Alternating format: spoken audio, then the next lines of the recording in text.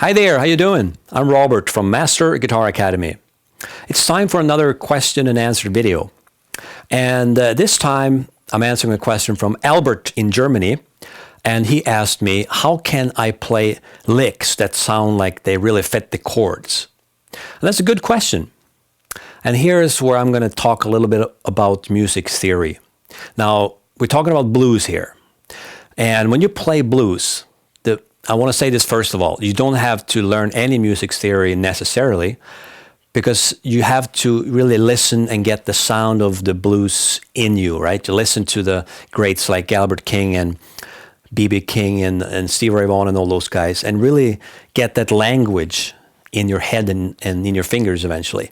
But it's still useful to know some music theory because it will help us understand what's happening, and it's also help us take these ideas and play them on different areas on the neck and really understand the concept behind the lick, which is, in the long run, much more useful than just a lick, right? Okay, so what am I talking about? I'm talking about chord tones. So one way you can view playing licks that fit chords is just playing the right scale over a chord.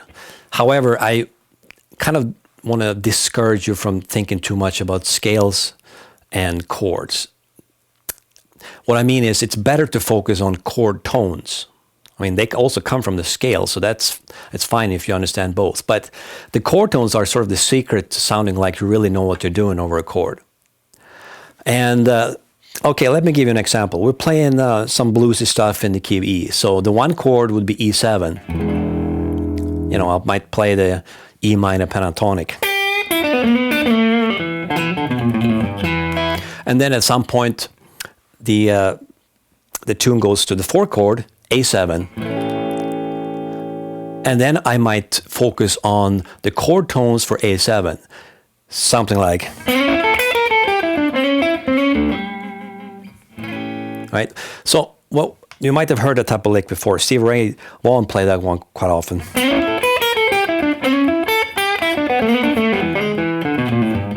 But you hear how I came from the 4 chord back to the 1 chord there at the improvisation I just did. But the secret behind that strong 4 chord sound is as I said, the chord tones. And the way I think about that, and the way I recommend you also think about it if you are new to this, is to learn the arpeggio, the dominant 7 arpeggio. Wow, that sounds really dry and boring, doesn't it? Well, it is. Maybe it sounds boring, but it isn't, because those are the chord tones. So if we think about A7, if I play, there's 4 notes in an A7 chord. So if you think about it from an interval perspective, we have the first note in A is A, that's the 1. Then we go to the major third. You know, do, re, mi, fa, sol. Right there we have the 1, 3, and 5. 1, skip the 2, 3, skip the 4, 5. Right?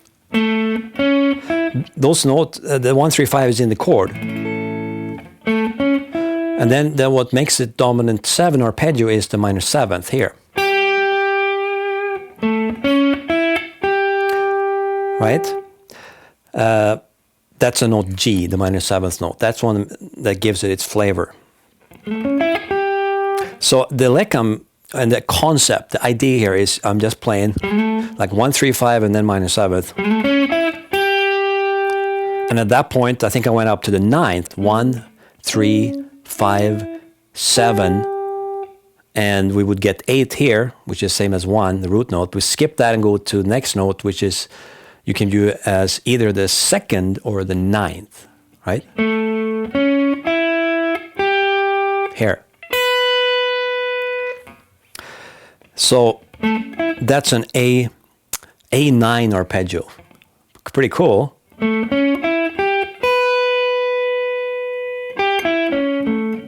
But I wouldn't play it up and down like that, right? I don't play, because that's boring. No, I take that concept and make it into some lick.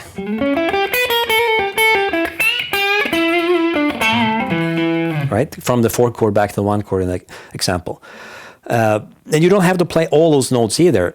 I think what I did before is I just played the major third, I mean the major triad like this. So 3, 5, 1. Those notes are part of the A bar chord. And then up to the 9. And then chromatically down to the 1.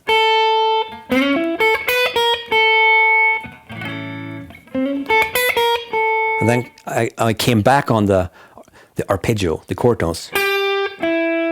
Right?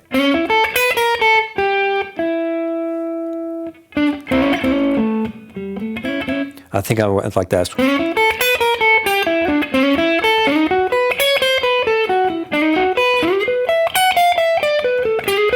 Right, you can hear the chord right away. I don't have to have a backing track with actually a chord being played behind me, because you can immediately hear which chord I'm on, right? There's 1 chord. Here's the 5 chord. Here's the 4 chord.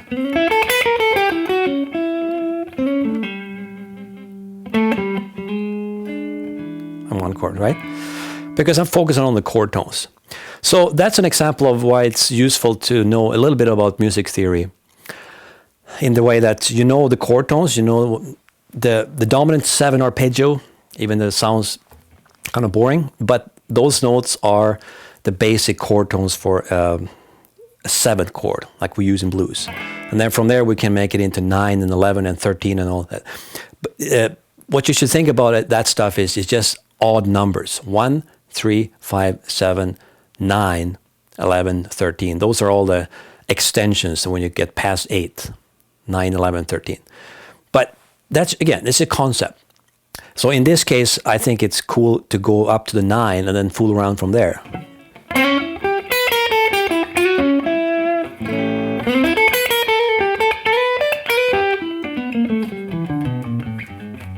You know, just take it from that concept of you know, the triad or dominant 7 arpeggio chord tones for one of those chords, 1 chord, 4 chord, or 5 chord, and then you try to take those ideas and come back into the next chord. So I mean that's where the real key is. That's where you really have to trust your ears. You know, you have to know your fretboard, and you have to kind of think ahead. How can I come from here and go back into the 1 chord?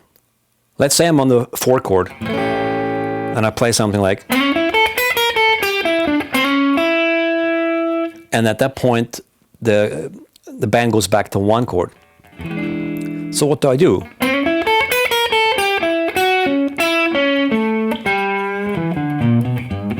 I have to come back into the minor pentatonic in this case somehow.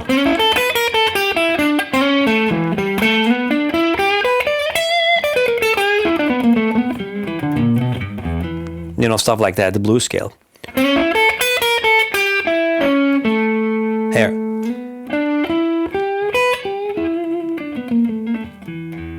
So I need to know the fretboard, I need to know how I get from this position to the next position I'm going to.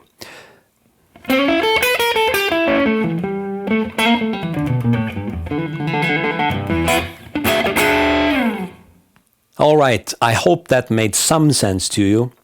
Now, if you don't want to learn any music theory and chord tones and arpeggios and all that stuff, that's perfectly fine. You don't have to. However, it can help to understand what's really going on when you're learning licks.